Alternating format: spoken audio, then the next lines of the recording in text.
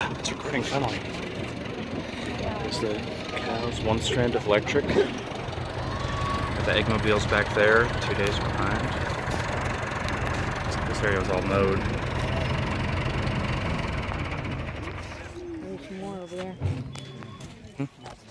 Those are the brawler pens back there, yeah. This door, like I said, you're welcome to get off the wagons at this point if you want. I'm going to try to stand in central that.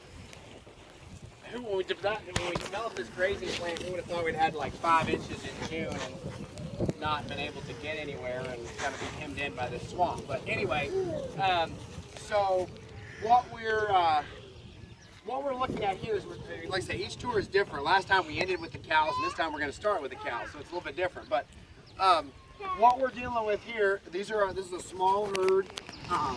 We have there's some finishers here, which is ones that are about ready to go to beef. There's some young heifers that have had some calves. There's some cull cows that have had some calves and we don't want to get bred again. It's kind of our mishmash catchment herd, if you will. So there's only about 70 head here. It's a real small group. We run about 850 head total. Some of them, and then of course most of them are on pieces that we rent, and this is kind of the feedlot area, if you will, as they come in and get finished, the finishing area to finish them off and make sure they're in good shape. Our farm has the highest level of minerals, the best grass, the best mixture of pasture, etc. So that's why we want to finish them here as opposed to on some of the newer places that we're renting. So when we're talking about, again, all of the things that you're going to see today are connected, but one of the major overarching concepts, again, if you're familiar at all with what we do, is that they're always moving, and that livestock is always moving. It's in portable infrastructure in some way or another, no matter what. And then, and that they're leaving their yesterday's pathogens and manure, and they're moving on to better, fresher pasture. So the cow. So someone under 10 years old or someone under 12 years old can tell me the definition of an herbivore. Yes, ma'am. An herbivore is something that only eats plants. Okay, way to go. Now, sometimes it takes me more than 1 or 2 people to get that right. So an herbivore is an animal that only eats plants. Excellent, exactly textbook answer. Excellent, nicely done. So I'm out of a job here pretty soon. That's good. But you'd be surprised how many people, we do school tours a lot, how many school kids do not know what that is, okay? Or they can't give you a definition of the difference between a carnivore. So a carnivore is what? Something that only eats meat, exactly. And what are humans? Omnivores means we eat both. All right, see, there you go. All right, good job. All right, so what that means is, again, a lot of school kids don't know what that is, so good job. But the plant herbivores only eat plants, which means they don't eat ground up chicken, they don't eat poultry manure, they don't eat their old blood meal and bone meal, they don't eat just seeds, they eat a full mixture of plants. And so a cow is, when I say cow, I just mean just bovine in general. So I'm going to use that term interchangeably with steer and cow and heifer and all that stuff. But a cow is a cow is a great big sauerkraut vat. It's a fermentation tank, okay? That's what a cow is on 4 legs. And those of you who are playing around with ferments, what's one of the main things that you need to make a successful ferment? Yeast. Yeast, okay. What's another ingredient that you typically add that makes it really go crazy? Sugar, okay, great. Sugar is what you need. Now another word for sugar is carbs or carbohydrates. So if we do not want to gain weight, we stay away from carbohydrates, correct? We stay away from breads and potatoes and anything that turns itself into sugar, all right? Now, this grass plant right here is some energy and protein, but it's a lot of carbohydrates because it's a lot of, another word for carbohydrate is carbon, all right? And a lot of these words are have the same root word because they're all connected, all right? So carbon is very close to carbohydrate, which turns into sugar, all right? Now, this great big plant, and so there's a lot of concepts going on here with this cow. So the cow's a fermentation tank. She needs to take in a lot of carbohydrates, which quickly turn into sugar, which put milk inner udder, or meat and fat on her back. All right, that's what you're wanting to do, because it's not very effective for us to eat this. All right, so a cow takes this and converts it into something that's very efficient for us to enjoy. All right. So how can we help this cow be efficient at grazing this grass? This grass plant goes through several growth cycles, and so we'll start with that.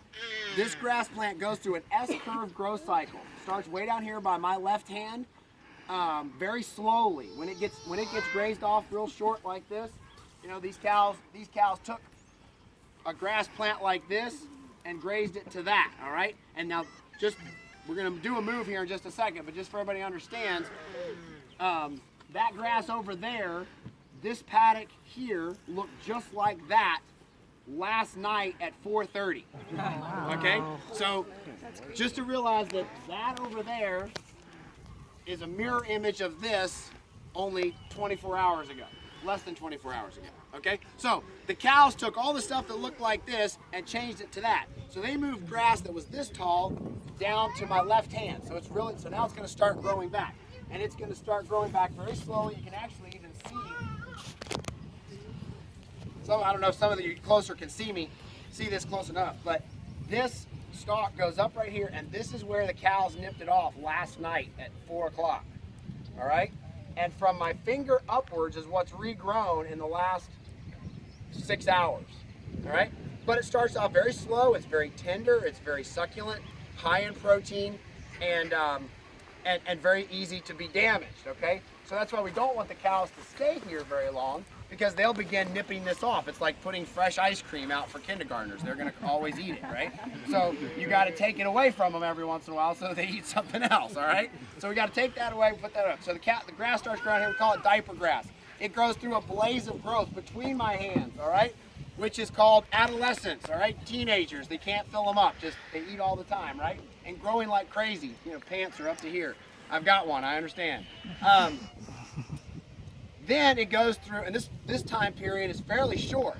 Then it goes through, it goes into what we call nursing home grass. It's over, it's mature, it's starting to die and decline. So if we want to maximize the growth of our pastures, where do we want to keep the grass growing in? Teenager. In the teenage stage, correct. Okay, we want to keep it growing in between my hands, because down here it's very, very slow, and up here we're losing value. But in between my hands it's growing very, very quickly. The problem is, that little grass plant I showed you, most people, when you turn your cows out on one big field and leave them, most of the cows graze it right down here. The grass never gets going. It never gets out of first gear. It just sits there and just, it's going, it's trying to get going, and it cannot get going. A grass plant is a great big solar panel, and when it's really, really short, it's not very efficient because it can't take in much solar energy. When it's big and tall like this, it's very efficient, bigger solar panel. Okay, everybody gets that. So we want to maximize that. So we do this by moving the cows and rotating them around. All right. Realize that what we're trying to focus here on is the efficiency and the growth of the organic matter and the microbes in the soil. All of the stuff you see above ground today is only a tool to maximize solar energy being captured, or carbon sequestration, and putting it in the soil in the form of carbon and organic matter, and encouraging the microscopic life in the soil. Okay, so that's what we're focused on. All this other stuff is just fluff. All right, it's just a tool to accomplish that task. Are you with me? So it really I love starting the cows, because the cows and the grass plant is really the fundamental backbone for everything else. Okay, so this grass grows in this S curve, right? Now, it's capturing carbon, it's sequestering carbon, it's grabbing CO2s out of the atmosphere, putting them into the soil, all right? It's harvesting this stuff, it's carbon emissions, right? It's grabbing all this stuff you see in the news all the time, putting it down in the soil, okay? Now, the problem is that if it dies, all right, up here, it begins releasing that carbon back into the atmosphere, okay? Same thing, so if a tree pulls all the carbon in over its lifetime and then dies and falls over, the exact same amount of carbon that it pulled in over its life goes right back out. All right, now it goes out slowly because of decomposition. All right, don't shoot the messenger, okay? I'm just saying, but it does go back out. The amazing thing about grass is that when the cow takes it from this stage, right before it gets old, and bites it off to this and eats it and turns it into this manure and into meat that we can use, it keeps all of that carbon from going off into the atmosphere, and it puts it back into the soil in a place where the microbes can use it, either through root shearing off, either where the plant shears off roots to refeed itself to send out new shoots, or the manure gets dropped and the microbes take in the manure and deal with it that way. So the herbivore, the cow, is the most efficient, effective, efficacious, if you will, way of sequestering carbon, moving it from the atmosphere back into the soil, increasing the organic matter, and so we just consider it a great big restart button on the solar collection of the earth, all right? So in other words, if this grass grew up and it was void of animals, it would just grow up and die, and we'd eventually have trees and become a forest, and it wouldn't be as efficient at moving in carbon. So the world over, anytime there's a grassy plains, you're seeing a large herd of herbivores, whether it was the American bison, or whether it's wildebeest in Africa, caribou, it doesn't matter, wherever there's grass, kangaroo in Australia, there is an herbivore, a large component of an herbivore. Because the grass, that carbon sequestration cycle has to be restarted by this herbivore moving across it. So, when we are grazing these animals, we call it salad bar beef to start off, but then it kind of morphed and it was kind of boring and we started moving it. So now we call it herbivorous solar conversion lignified carbon. Sorry, I got tongue twisted. Herbivorous solar conversion lignified carbon sequestration fertilization. There we go, got it. That's what we call it now. And the reason we do that is because now you understand why I call it that, because we've got herbivorous cows turning in solar collection panels, solar conversion lignified carbon, sequestering carbon, fertilizing the soil, and they're mobbing and moving around. Okay, so big herbivores in the world over are doing several things, and they all start with M. They're moving, they're mobbed up, they're mowing. The extra credit M is manuring, but all right. And so we want to maximize that by using the modern technology of electric fence to mimic the lions and the cheetahs, to keep the animals and the coyotes and the wolves. You know, we don't have wolves here, we don't have coyotes, so we have to use it to keep, and the animals like to stay mobbed up for protection, okay? That's a natural herd instinct. So the cows love being in a small area because they're close together. That's a good thing for them, they love it. An animal out by itself is not a happy animal. They very much want to be together. So we use this, and we call it the steering wheel, brake, and accelerator on our four-legged mowing machine. All right? And so we move these cows around with this, with the electric fence, based on our management. And you've heard the term management-intensive grazing. And that's where your management comes in, because you decide where is a good place to put the animals, when. And so when I alluded to a grazing plan when we first got off the tractor, you know, this is typically a good time to graze this low-lying area because it's dry.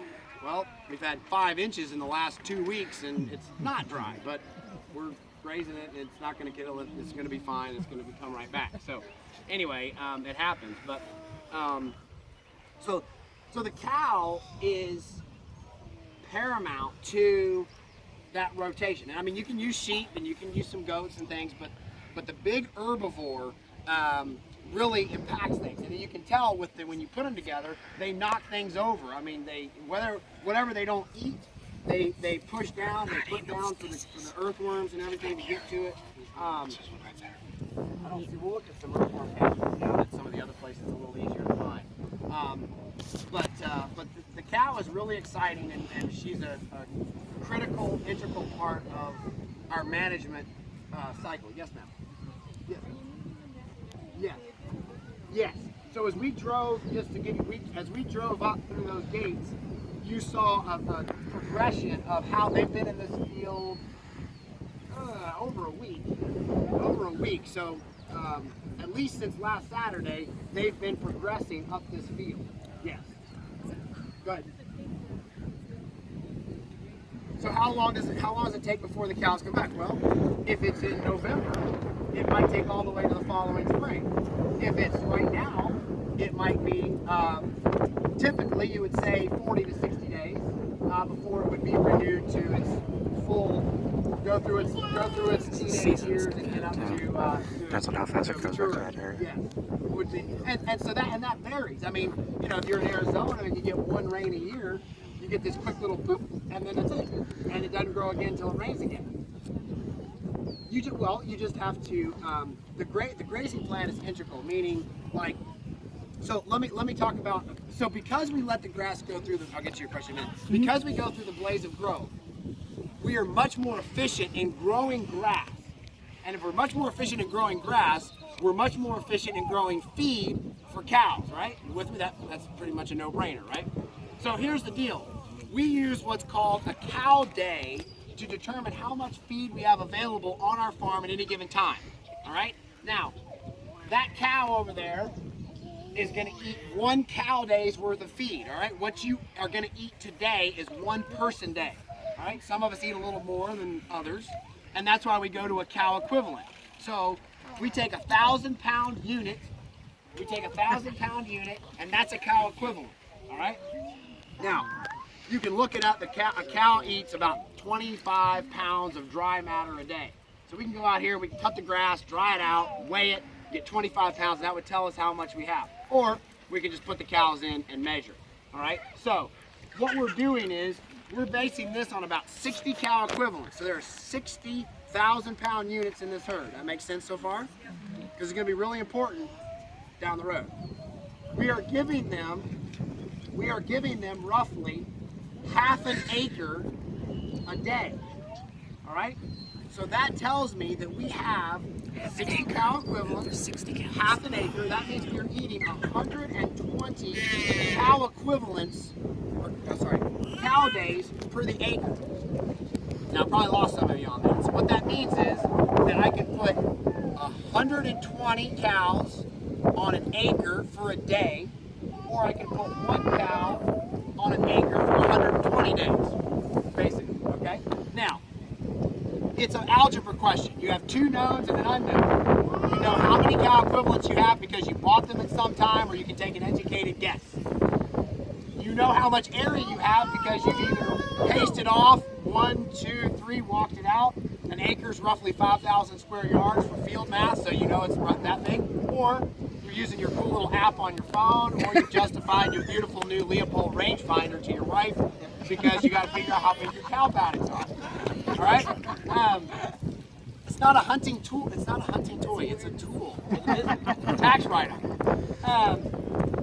Because so you know exactly. So when we go up to some of our folks, whether interns, they're in charge of the cows, or whether it's some of our subcontractors are in charge of cows, we want to say, we come up and we say, how much area are you giving the cows?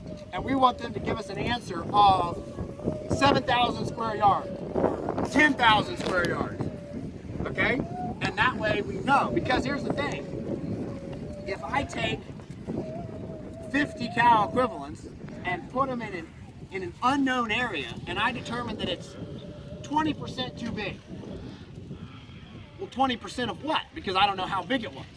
All right, you have to know. So if we need to adjust either large or small the paddock the next day, I need to know how big the paddock was. All right, so it's important to know how big the paddock is. Now, if I don't know, if just starting off, you're like, these are my first cows, they're rolling off a truck, how big do I make my paddock? Well, you do the 2 knowns, and then you watch the cows. Because if they're hungry in 12 hours, if you put 50 cows on an acre, and they're hungry in 12 hours, how many cow days to the acre are you running? Extra credit question. 25. Because it was 50 cow equivalents at half a day, so that's 25 cow days to the acre. All right? That's kind of how you figure it out. So then the next paddock, you need to give them 2 days, or 2 acres, and that takes them a full day. All right? Now, here's the cool part. I talked about the grass growth and how long it gets and all that stuff. Believe me, we're gonna go faster at all the other stops, okay? This is setting the baseline for everything. When we talk about the grass going through that blaze of growth and getting up to that full maturity, before we graze it, we're much more efficient. Here's the deal, if you call up in our area, and this goes back to Arizona and all that, meaning if you call up the local extension service and say, I've just bought 100 acres, how many cows can I raise? They're gonna tell you about 1 cow to 4 acres, all right? Or 70 cow days to the acre, all right? 7 times 4 is roughly 365, all right? Give or take. Hold on 1 second, let me finish this one. I haven't missed your question. And then, that's okay. And then, so because we're letting it grow through that blaze of growth, we have paddocks here at Polyface that are running 400 cow days to the acre. So that's 1 cow to 0.8 acres. All right? So when we're talking about feeding the world, we're talking about this kind of production, not the other kind. We're also saying that when scientists say that you got to mow down the rainforest to feed the world beef, they're basing it on 1 to 4. We're basing it on 1 to 1. Totally different research. The research of 1 to 1 hasn't been done yet, okay? But we've done it time and time again. So we go onto a farm and just by electric fence and a water system, we can move it from 75 cow days to the acre annual production to 150 year 1. So for $50 of permanent, when I say permanent infrastructure, that electric fence right there with a wooden post in it, that's permanent fence for us, all right? So for $25 an acre, $50 an acre typically, of investment in fence and water system, we can double production on a piece of ground. What have we done? We've bought land for $50 an acre. Because your neighbor is buying 1 acre and raising X, you're buying 1 acre and raising double that. And so the cool thing is that happens the world over. Whether you're in Arizona, we've got an old colleague that works now in Mongolia, like 3 inches of rainfall a year. He can double production year 1. Okay, I mean I realize he's going from 1 cow to 50 acres to 1 cow to 25 acres, but it's still double. It's still double. And the exciting part is that when you let that solar panel get up and sequester all that carbon, you're actually able, that some of the research out there suggests that if all of the cattle in the world went to this herbivorous mob stocking solar for conversion lignified carbon sequestration fertilization grazing, we would sequester all the carbon emitted into the atmosphere since the beginning of the industrial age in about 5 years. Okay, so you really want to save the world, eat 100% grass-fed, grass-finished beef, all right? And it really has an impact. It really is that big a deal. Because I can tell you just, in my short lifetime, seeing the results in the pasture is, in the ground and the soil and the mortality, realize you move the organic matter 1% in your soil. When my grandparents bought the farm in '61, it had 1% organic matter. Now it's almost 8%. When you move it 1%, 1 point, you double its water holding capability. Why do we have all these floods and stuff we've got now that we used to never hear about? Because the water's not staying in the soil, it's running off the soil. And it's going down the rivers and the streams, and that's why we've got problems. Questions? Yes, sir. I was waiting on you right here. Do you have a question? You got a question? Why do some of the cows have horns? Well, because we have different breeds here. You'll notice these aren't straight one breed. We've got Red Angus, we've got Hereford, we've got some Longhorn crosses, we've got all different breeds. And so we don't mind a few horns. Doesn't mean it's a bull or a cow. They can all have horns. But anyway, they go. And so cows, because they're mobbed, that's a great question, because they're all mobbed up like that, you notice the cows will eat anything. I mean, there's a cow eating a thistle. Most people would say that's impossible.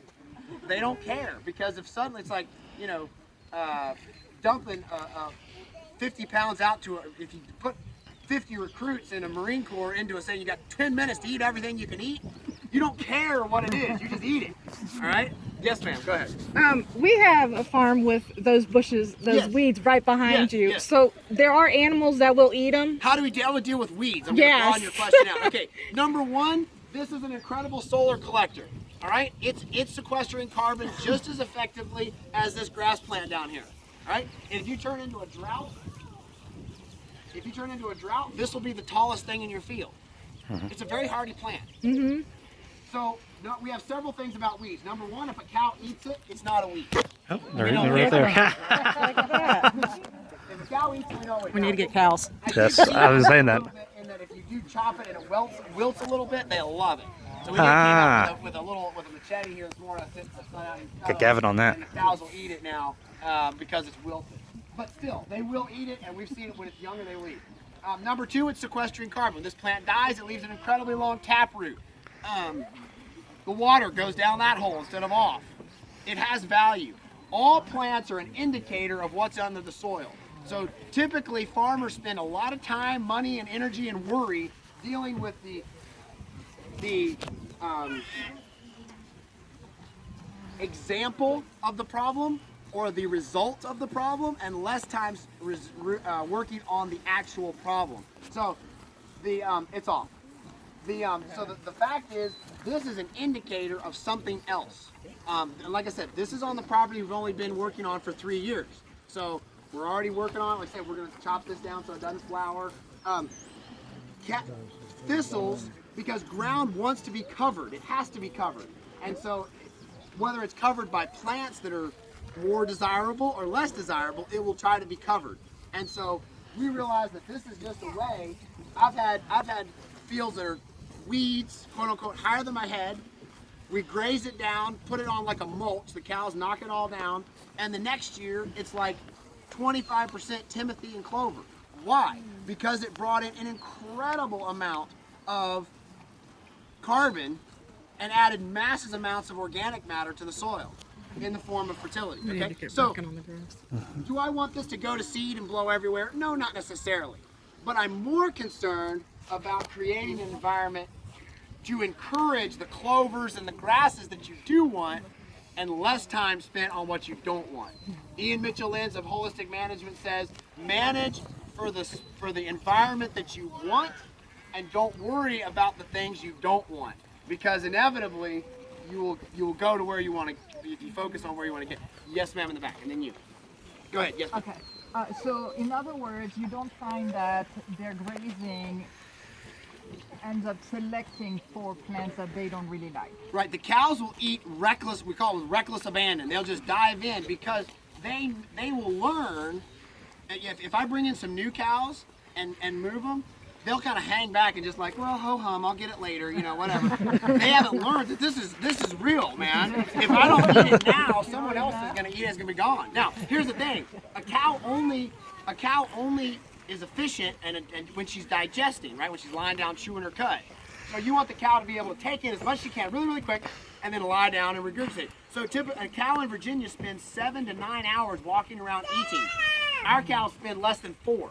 Suddenly our cows are more efficient because so they take in less calories to be more efficient because they're not having to walk around and find everything. So yeah, so we're getting ready to move them here. This is a great. Yeah, do you have a question? No. You were just talking about when a new cow comes in. How do you train them to keep the electric fence? Electric fence, you want the first time memorable. So we'll put them in like a corral or something. Run a short fence. Same with pigs. Short fence, get 8,000 volts on it. And when they smack it, you see it arc over about a 1/4 inch. Yikes! Then they're not going to touch it ever again. Gotcha. So, yeah, training is key. But the cows quickly learn to come in and just eat with reckless abandon and do it. So with that being said, can I go ahead and move them now? Yeah, and absolutely. We'll answer a few more questions and we're going to have to take off. That's why I wanted that pen up at the top. That's where we can train them right there inside that gate. Gavin was asking yesterday, what's the next animals down? We got chickens in that. I want cows. Thank you. I've been asking for those since day one. Let's see if we can get a couple. Let's go to auction in the Cattlemen's Association. Look at the babies. Look how small he is. And that'll solve all of our mowing problems right Do there. that little teeny. That I'm one's sorry, brand Oh, you're fine. Oh, you're fine. But brand one. You gonna be able to keep faith and not get attached to that thing. Yes. That baby is brand new. Yeah, but that baby will grow.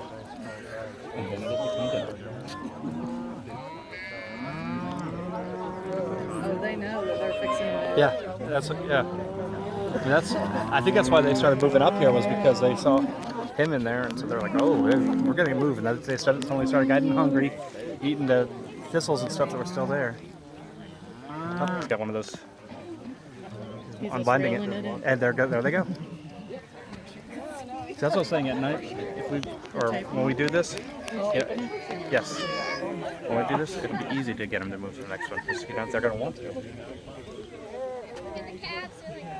See, they're like, heck yeah, let's go. Look at the babies.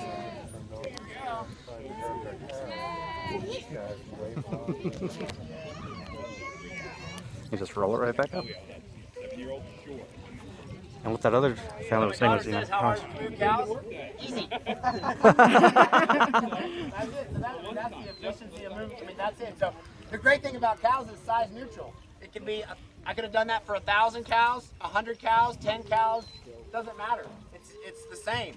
Each cow herd takes a cross fence, a front fence, back fence, water tank, charger.